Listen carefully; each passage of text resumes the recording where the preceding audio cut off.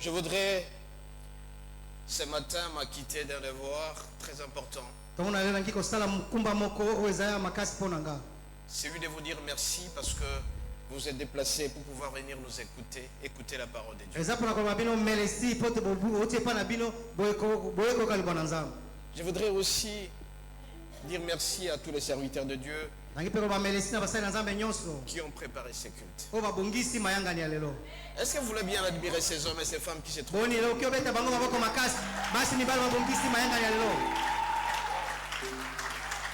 Je voudrais aussi remercier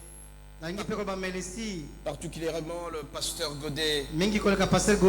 Godet qui est venu nous assister à ces cultes de la Pentecôte. S'il peut se mettre debout pour qu'on l'acclame aussi.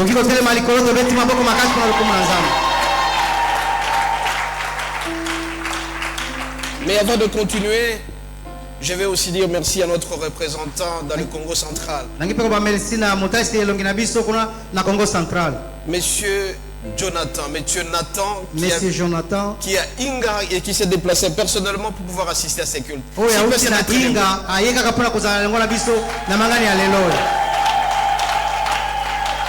Est-ce qu'on l'acclame? On peut acclamer le Seigneur très très fort.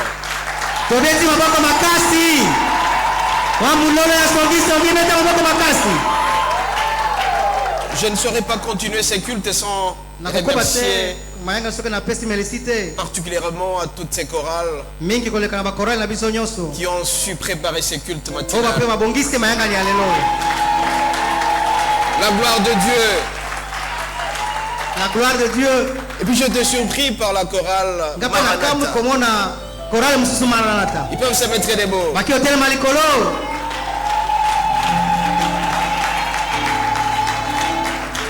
Mon souhait le plus ardent, c'est que, emporté par le Saint-Esprit, que la chorale de Papa soit là aussi. Est-ce que vous acceptez ça aussi? Parce que j'ai vu la manière dont notre frère a chanté. J'étais épaté. Et j'ai senti aujourd'hui que nous sommes le jour de la Pentecôte. Et qu'il a été emporté par le Saint-Esprit. Je pense qu'il est le candidat aussi pour être là. Est-ce qu'il peut se mettre debout?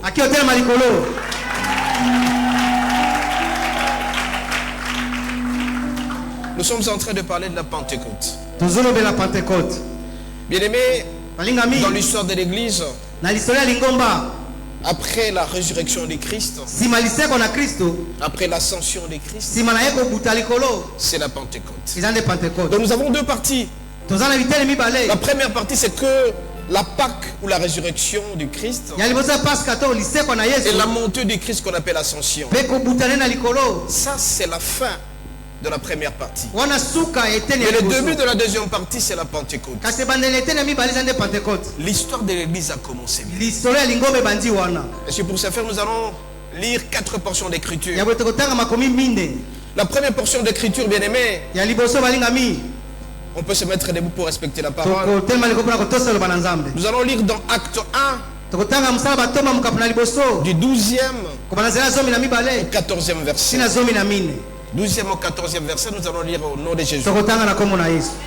Alors, ils retournèrent à Jérusalem, de la montagne appelée des Oliviers, qui est près de Jérusalem, à la distance d'un chemin de Samarie. Verset 13. Quand ils furent arrivés, ils montèrent dans la chambre haute où ils se tenaient d'ordinaire.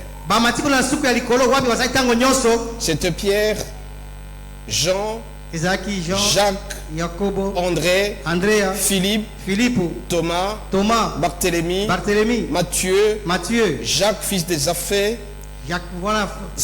Simon le Zélote, Jude, fils de Jacques. Verset 14.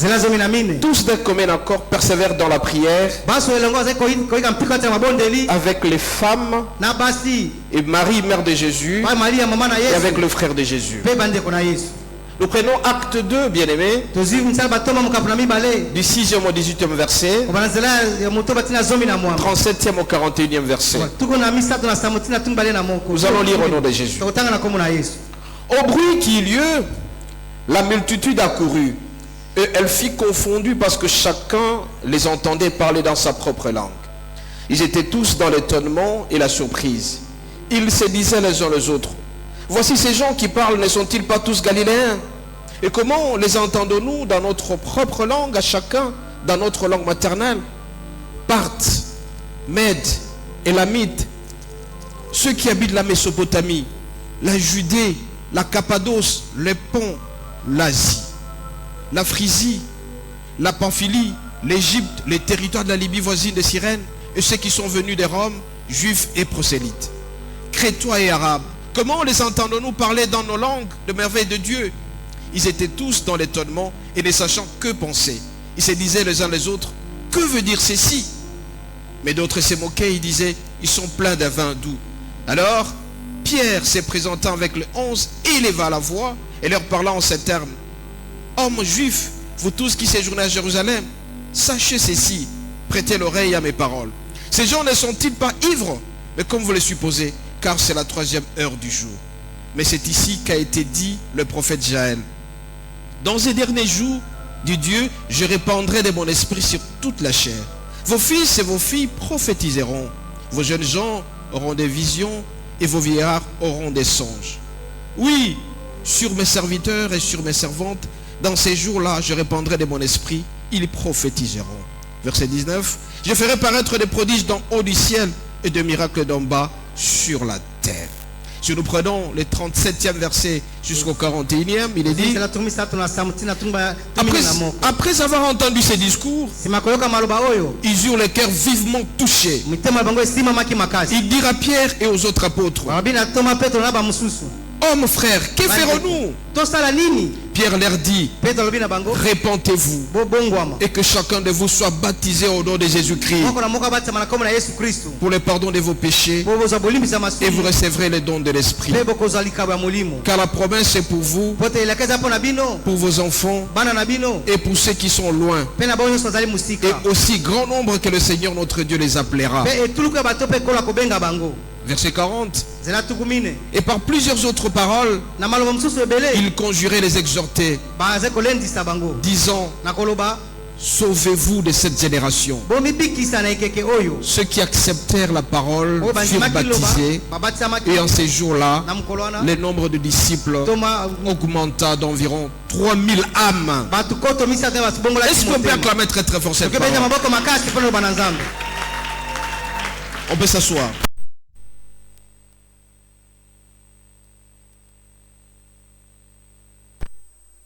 Descend du Saint-Esprit. Notre thème ce matin s'intitule le bruit de la Pentecôte. Le bruit de la Pentecôte. Il est tiré du verset 6 au acte 1 et acte 2. Bien aimé, j'aimerais tout simplement vous dire que le bruit que nous avons entendu parler dans la Bible, ce sont les bruits qui sont venus particulièrement de la présence du Saint-Esprit. Alors qu'il y avait 120 personnes qui étaient tous ensemble. Ils étaient en train d'attendre la promesse que Jésus a faite. Jésus-Christ a dit, je pars, mais je ne vous laisserai pas seul. Je vous enverrai quelqu'un, le consolateur, c'est-à-dire le Saint-Esprit. Bien aimé, quand il y a eu ce bruit, qui était une conséquence de parler en langue, c'était la plénitude du Saint-Esprit. Alors que les gens parlaient en langue, tout le monde parlait à peu près dans 13 langues. Un bruit a été entendu dans cette chambre haute. On a entendu plusieurs langues. C'était directement la présence du Saint-Esprit. Et quand le Saint-Esprit est descendu, certaines personnes qui parlaient par exemple, Kireg a commencé à parler en lingala. Quelqu'un qui parlait Kitetel a commencé à parler espagnol. Donc c'était un grand bruit qui était sorti. Et les gens qui étaient en pèlerinage à Jérusalem, ils étaient en train d'admirer. Et directement ils ont posé la question à Pierre. qu'est-ce qui se passe exactement? Est-ce que vous êtes ivre? Et ce même jour-là, bien-aimé, 3000 personnes ont été baptisées. 3000 personnes. 3000 personnes. Plaise à Dieu en ce matin. Et quand les gens vont apprendre que nous commençons à parler de Jésus, que les gens commencent à changer de main. Donc on a constaté dans le 120 personnes qui étaient dans la chambre haute, qui parlaient en langue, on commençait à les admirer de loin. Comment un Égyptien peut parler par exemple l'espagnol? Comment un espagnol commence à parler le juif? Et pourtant quand il est né, il ne parlait jamais cette langue. Et tout le monde était en admiration. C'était tout simplement la plénitude du Saint-Esprit. Amen, amen. Amen. Et on a senti le bruit. Un grand bruit qui est arrivé. Alors bien aimé, nous avons étudié longuement ce bruit. Et nous nous sommes dit, il y a quelques caractéristiques attachées à ce bruit. Les bruits de la Pentecôte. Ces bruits bien-aimés ont commencé à attirer les gens. C'était un bruit provoqué par la présence du Saint-Esprit. Un bruit provoqué par Dieu. Et quand le Saint-Esprit est arrivé, les gens commençaient à faire de bruit. Parce que tout simplement le Saint-Esprit était là. Je tiens à rappeler ici, bien-aimé, quand Christ cherchait à partir, il a fait 3 ans de ministère avec ses apôtres. Et quand il était avec eux, il a dit, je partirai, mais je ne vous laisserai pas seul. Je vous enverrai un consolateur. Ils étaient tous ensemble quelque part. Ils sont restés dans une maison, en train de prier sérieusement. Parce qu'ils étaient dans la persévérance. Parce qu'ils avaient la foi, ils avaient la faim, ils avaient la faim aussi du Seigneur. Amen, amen. Amen. Combien de fois, bien aimé, nous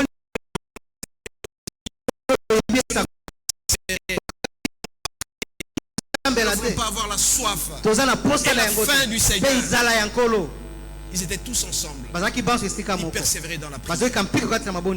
Est-ce que toi tu persévères dans la prière? Est-ce que tu persévères réellement? Le jour de la Pentecôte, quand ce jour est arrivé, ils étaient tous concentrés. Parce qu'ils étaient sûrs et certains de la promesse que Jésus a laissée. Je vous enverrai quelque chose. Je vous enverrai une puissance. Le Saint-Esprit. Toi aussi ce matin, mon bien, tu dois demeurer dans la persévérance, dans la prière. Beaucoup de gens relâchent quand ils ont une promesse. Ils sont découragés. Ce matin, je te dis tout ça. Tu dois avoir la faim du Seigneur. Tu dois avoir la soif du Seigneur. Quand tu as la soif du Seigneur, tu vas voir que dans le moindre détail de ta vie, avant de faire quelque chose, tu te poses la question, est-ce que je peux prier? Donc tu as la soif du Seigneur. Tu as la faim du Seigneur. Mais pour l'instant, bien aimé, beaucoup d'églises n'ont pas cette soif-là. Cette faim-là. On ne sent pas la présence de Dieu. Parce que on ne sait pas persévérer. Amen, amen. Amen. Le jour de la Pentecôte, bien aimé, c'est un jour où nous avons la faim et la soif du Seigneur. Nous devons chercher le Seigneur à tout moment. Le chercher à tout prix par notre style de vie. Combien de fois, bien aimé, nous avons un style de vie décrié par beaucoup de gens. On a commencé à prier il y a plus de 25 ans. 30 ans, 40 ans. Mais on n'attire pas. On n'attire pas quelqu'un. Mais ce bruit ici, bien aimé, a attiré les gens auprès de Dieu. Ça a attiré les gens auprès de ces 11 disciples qui étaient ensemble. Et les 120 personnes qui étaient tous ensemble. Et subitement, nous vous disons, 3000 âmes ont été baptisées. Amen, amen. Amen. Deuxième caractéristique, bien aimé, de ce bruit, c'était un bruit inattendu. Vous aviez une promesse, mais vous ne savez nulle heure ni le jour où cette promesse viendra. On dit, tout à coup il y a un bruit. Toi tu es en train d'attendre quelque chose. Mais je te dis c'est bon. Tout à coup tu te maries. Tout à coup tu as ton argent que tu cherches. Tout à coup tu es guéri. Tout à coup tout ce que tu cherchais tu l'auras. Tu vas persévérer dans la prière. Tout à coup un bruit est arrivé. Alors parce que si tu persévères dans la prière, tu pries sérieusement le Seigneur, sois sûr et certain, il y a un tout à coup qui va. Amen, amen. Amen. Tout à coup tu es marié. Tout à coup tu as ton travail. Tout à coup ce que tu cherches tu l'auras. Amen, amen. Tout à coup tu es guéri. Tout à coup ton ministère augmente. Et s'avance de plus en plus. Voilà un peu la deuxième caractéristique. Donc il y a un tout à coup. Toutes les promesses que le Seigneur te fera, sois sûr et certain que ça va arriver. Tout à coup cette promesse se réalise. Alors quand ce bruit est arrivé, quand le Saint-Esprit est descendu, ils ont commencé à parler en langue. Ils ne s'attendaient pas à cela. Même la météo n'a pas annoncé. La météo n'annonce pas que le Saint-Esprit arrivera. Mais je te dis aujourd'hui, mon bien-aimé, toi qui cherches quelque chose, la météo ne va pas annoncer que tu l'auras. Mais tout à coup tu as ce que tu cherches. Amen, amen. Amen. Tu es en train de pleurer tous les jours dans ta vie. Mais persévère dans la prière. Tout à coup tu deviens député. Tout à coup tu as ton travail. Tout à coup tu as un enfant. Mais combien de fois nous cherchons les enfants? Mais le Seigneur te demande de persévérer dans la prière. Tout à coup il y a un bruit qui est arrivé chez les serviteurs de Dieu. Les disciples étaient là, très concentrés. La faim, la soif du Seigneur. Et tout à coup le bruit est arrivé. Ce matin, toi tu as déjà commencé tes affaires il y a longtemps. Mais ça ne prospère pas. Mais tout à coup tu prospères. Tout à coup toutes tes affaires réussissent. Tout à coup ce que tu cherches tu l'as. Voilà un peu en ces jours de la Pentecôte. Troisième caractéristique bien aimée, c'était un bruit attractif. Ça nous attire. Mais aujourd'hui, bien aimé, si vous regardez un peu les statistiques, vers les années 85, 90 jusqu'à 97, il y avait beaucoup d'églises à Kinshasa. On sentait la présence du Seigneur. Ça bouillonnait. Mais pour l'instant, bien aimé, silence radical. On ne sent plus la présence du Seigneur. On n'attire plus. Est-ce que toi, tu peux attirer quelqu'un de par la présence du Seigneur? Et là, c'était un bruit attractif. Mon bien-aimé, puisque tu as reçu le Saint-Esprit, tu dois savoir attirer par ta comportement. La manière dont tu vis, ton style de vie. Tu n'es pas un homme ou une femme sanguinaire. Quand on te voit, on a peur de toi. Tu décourages les gens. Tu n'attires pas. Mais par contre, un homme très généreux, tu vas attirer les gens auprès de toi. Un homme, une femme qui donne de très bons conseils. Tu es une femme, quand tu arrives quelque part, on a peur de toi. On se dit, ah, tu es imité, tu n'attires pas. Ce matin, bien aimé, je vous en supplie, je vais faire du bruit attractif. Vous attirez les gens. Amen, amen. Amen. Aujourd'hui, bien aimé, quand vous allez en Europe, vous allez en Amérique, dans une église, il y a 2 ou 3 personnes. Ça n'attire plus. Alors pour attirer les gens à l'église, qu'est-ce qu'on fait? On commence à monter des comédiens. Des comédiens qui font de commérage pour attirer les gens. Parce que le comportement décourage les gens. Bien aimé, en ce jour de la Pentecôte, c'est que je peux te demander tout simplement d'être attractif. Est-ce que tu sais attirer quelqu'un? Ou bien tout simplement, quand on sait que tu es quelque part, yoza mo baby.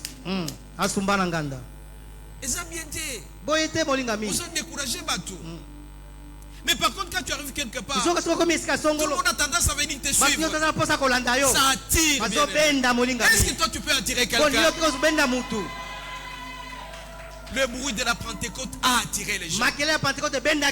Ils étaient 11, 120, jusqu'à 3000 personnes.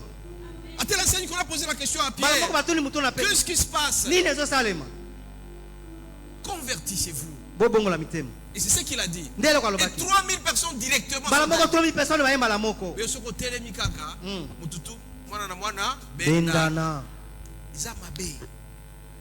Un homme, une femme doit attirer. Non seulement par ta beauté comme femme, amen, amen. Amen.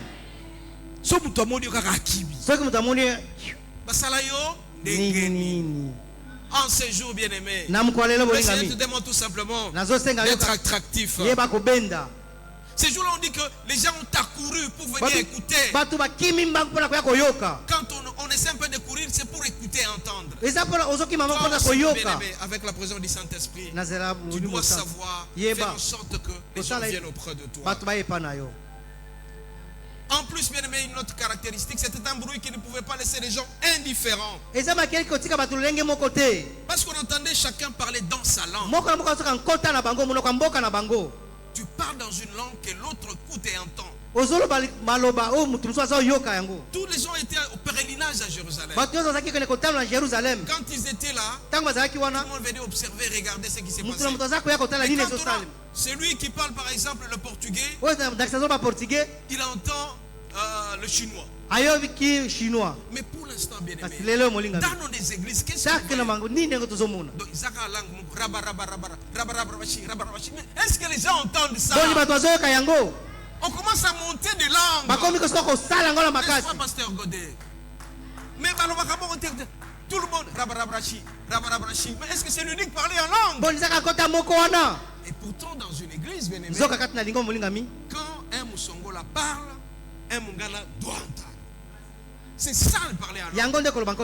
C'est ce qui a attiré les gens. Quand un Mouluba parle, un Moutetela entend. Un Moussoïli parle. Donc tu es en train de parler dans une langue que toi-même tu ne connais pas. Mais l'autre va entendre. C'est ça de parler en langue. C'est ça de parler en langue. On dit multitude de langues. Amen, amen. Amen. Une autre caractéristique bien aimée, c'était un bruit paradoxal. C'est-à-dire un bruit qui dérangeait. On regarde. C'est un Congolais qui parle chinois. Donc le contenu est différent du contenant. C'est ce qu'on veut vivre actuellement. C'est-à-dire, et non par exemple, qui a beaucoup de moyens, qui a beaucoup d'argent, mais qui prie le Seigneur. Amen, amen. Amen. Qui accepte Christ comme étant Seigneur et Sauveur. Ça va attirer les gens. C'est très important. Voilà encore un bruit qui a attiré les gens. C'est un bruit paradoxal. Amen, amen. Amen. Pendant la période de la Pentecôte, bien aimé, 3 éléments aussi étaient importants. Alors quand ce bruit est arrivé, ça a commencé à attirer. C'était comme un appât. Au bois Kindobo, Bambisi Basala Kanini, Balandaka. Donc nous aussi, bien aimés, nous devons refléter la présence du Saint-Esprit. Quand tu as le Saint-Esprit, tu sais attirer. Et quand tu attires, c'est la gloire du Seigneur. Amen, amen. Amen. Tout le monde doit refléter la gloire du Seigneur. Chez toi à la maison, est-ce que ton lit est propre? On doit vérifier, c'est ça la gloire du Seigneur. Si tu as le Saint-Esprit, ton lit ne peut pas être sale. Si tu as le Saint-Esprit, tu ne peux pas être un homme furieux à tout moment. Amen, amen. Amen. Tu dois changer. C'est très important. Tu ne peux pas attirer tant que tu n'es pas propre. Amen, amen. Amen. Qui veut être propre ici? Ça reflète la présence du Saint-Esprit. Quand on a le Saint-Esprit, bien aimé, on doit être un homme qui sait mettre les gens à l'aise. Tu dois attirer. Ce bruit aussi bien aimé, ça constitue l'avancement de l'œuvre du Seigneur. L'avancement du royaume. Parce qu'ils étaient à 11, ils sont passés à 120 jusqu'à 3000. Voilà l'avancement du royaume. Et dans l'avancement du royaume, bien aimé, on doit payer la taxe. Amen, amen. Amen. Dans chaque pays on paye la taxe. Dans chaque royaume on paye la taxe. C'est quoi la taxe, bien aimé? Étudier la Bible régulièrement. Écouter la parole de Dieu. Tu dois payer ta dîme. Tu dois payer tes preuves, des actions de grâce. Est-ce qu'il y a des gens qui respectent ça? Tu veux avancer dans tes affaires, il y a une taxe que tu dois payer. Tu dois lire ta Bible nuit et jour. Tu dois faire en sorte que le Seigneur soit content de toi. Il te paye quelque chose, tu dois rétrocéder. La dîme doit être payée. Tu ne peux pas venir à l'église sans tes offrandes. Quand quelqu'un souffre, tu l'assistes. Voilà un peu l'avancement du royaume. Amen, amen, amen. Nous allons demander au Seigneur qui nous aide à aller de l'avant, à comprendre l'avancement du royaume. Bien aimé, avant l'avènement du Saint-Esprit, Pierre s'est promené avec un couteau. Même quand il était avec Jésus pendant 3 ans, Pierre avait un couteau à ses côtés. Quand les militaires sont arrivés pour tuer Jésus, qu'est-ce qu'il a pris? Il a pris le couteau, il a coupé l'oreille. Il était avec Jésus, mais il avait encore peur. Toi aussi, tu as Jésus, mais tu n'as pas le Saint-Esprit. Mais subitement, quand le Saint-Esprit est arrivé, Pierre n'avait plus peur. Il a pris son couteau, il a jeté. Donc il a eu une transformation radicale. Amen, amen. Amen. Toi, tu as Jésus-Christ, mais tu penses que ce sont les autres qui peuvent t'assister. Non. Fais toute ta confiance totale en Jésus-Christ. Tu dois avoir la soif, la confiance, l'espérance, la foi en Jésus-Christ. Tu ne peux plus avoir peur. Moi, bien aimé, chez moi à la maison, mes enfants, surtout la dernière, s'est moqué de moi. Quand nous sommes dans une voiture, on est en train de rouler à vivre. Moi, j'avais toujours peur en train de crier. Et s'est moqué de moi. Tu as peur pourquoi? Et désormais, quand elle m'a dit, quand j'ai lu ça, je dis, ah, je n'aurai plus peur. Amen, amen. Amen. Parce que Pierre a jeté le couteau qu'il avait. Et vous allez vous rappeler, alors que Christ traversait la situation la plus difficile, une femme est venue poser la question à Pierre, mais toi aussi tu étais avec lui. Puisqu'il n'avait pas le Saint-Esprit, il a nié. Mais quand il a eu le Saint-Esprit, il a commencé à proclamer haut et fort parce qu'il avait Jésus. Toi aussi c'est ma témoignage. Tu as Jésus, tu dois avoir aussi le Saint-Esprit. Amen, amen. Le Saint-Esprit est très important, bien aimé. Mais le Saint-Esprit, on ne peut pas l'avoir ça comme ça. 4 points importants aussi, bien aimé. Alors nous sommes appelés tous à expérimenter ces bruits, les bruits du Saint-Esprit, en ayant la soif, la faim, comme je l'ai dit, du Saint-Esprit. Deuxième élément, bien aimé, c'est que nous avons l'obligation de demander au Seigneur. Est-ce que tu as déjà demandé un jour le Saint-Esprit en toi? Eux, ils étaient en train de prier. Ils demandaient au Seigneur que le Saint-Esprit arrive. Tu as aussi l'obligation de demander le Saint-Esprit. Amen, amen. Nous sommes appelés à demander le Saint-Esprit. Nous avons l'obligation de demander le Saint-Esprit. On a l'obligation de demander le Saint-Esprit. La nuit quand tu pries, le matin quand tu pries, tu dis Seigneur, donne-moi le Saint-Esprit. Qui sont prêts à demander le Saint-Esprit? Qui sont prêts à demander? On acclame très très fort le Seigneur. Plus tu vas demander le Saint-Esprit, mon bien-aimé, il viendra auprès de toi. Même pour chanter, il faut le Saint-Esprit. Pour aller au travail, il faut le Saint-Esprit. Pour il faut le Saint-Esprit. Bien-aimé, l'obligation pour nous de demander le Saint-Esprit. Troisième élément aussi important. On ne peut pas vivre l'expérience si jamais on n'a pas été enseigné du Saint-Esprit. Tel est temps car les jours sont mauvais. Mon bien-aimé, chaque minute de ta vie, chaque seconde de ta vie, tu dois les profiter pour toi-même, pour ton environnement et pour le Seigneur. Amen, amen. Amen. Et si jamais tu n'as pas la maîtrise du Seigneur, tu dois faire en sorte que tu puisses te convertir. Conversion, c'est quoi, bien-aimé? Abandonner les anciennes habitudes. Pour l'instant, bien-aimé, avec la technologie, ce sont les antivadeurs qui augmentent de plus en plus. Comment voulez-vous qu'un enfant puisse épouser sa maman? Comment voulez-vous que 2 hommes puissent marier? Comment voulez-vous que 2 femmes se marient? Ça s'appelle racheter les temps. Les jours sont très très mauvais. Faisons attention à cela. Mais quand on a le Saint-Esprit, on sait très bien se contrôler.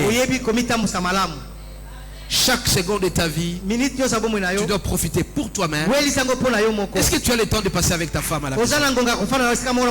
Est-ce que tu as le temps de passer avec ton mari à la maison? Est-ce que tu as le temps de passer avec tes enfants à la maison?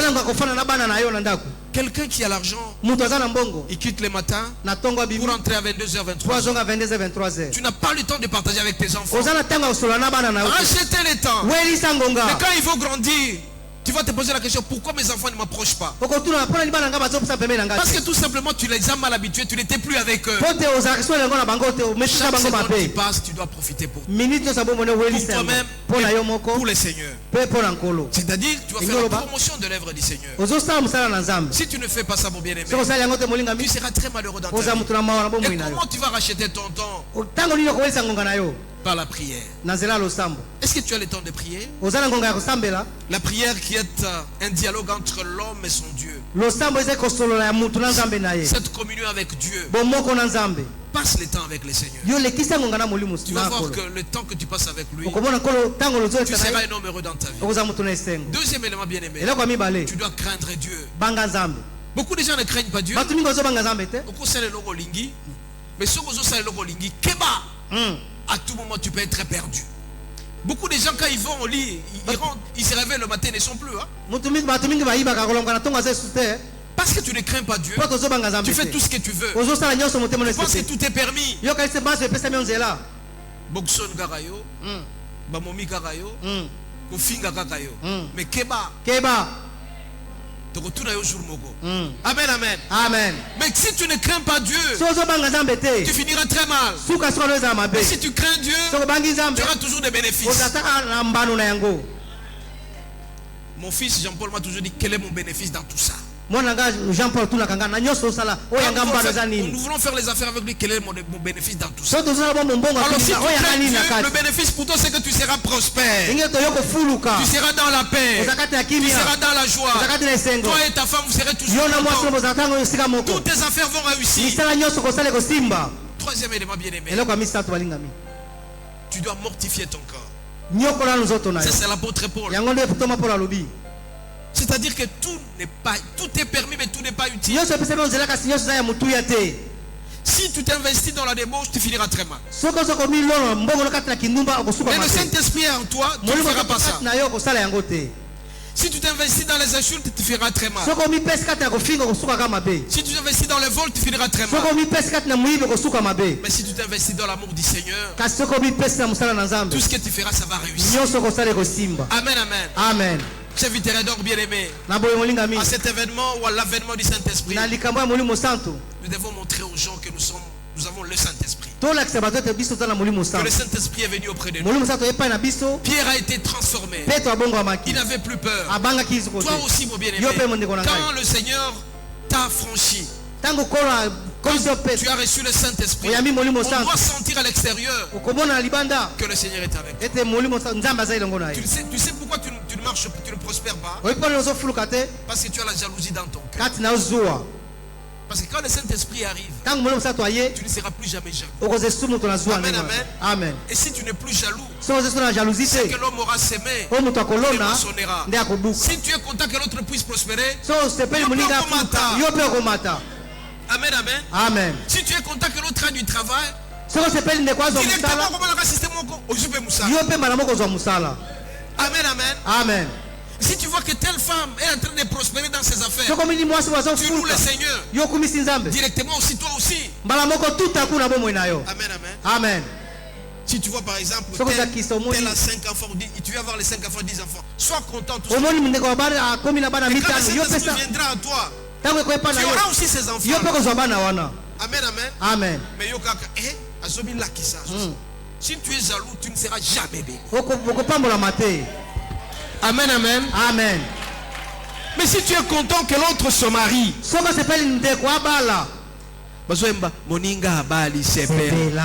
si tu es content, le mariage viendra aussi chez toi. Amen, amen. Amen. Moninga no tombo la voiture kitoko. Sepela ko finga ete. Parce que finga yo jamais mutuka wana. Tout à coup est comme la yote. C'est avec le Saint-Esprit seul qui peut t'aider à faire ça. Amen, amen. Amen. Le Saint-Esprit nous aide beaucoup. Beaucoup de gens sont malades parce que tout simplement ils n'ont pas le Saint-Esprit. Ils ont Jésus à côté, mais ils ont la jalousie, ils sont méchants. Toi, tu vis avec les enfants d'autrui. Mais ils ont chaque jour. Mais tu ne seras jamais béni. Tu vis avec tes sémés qui est à la maison. Foufouka, Et pourtant, leur grand frère a laissé de l'argent. Toi, tu vis avec les amis de tes soeurs, de tes frères.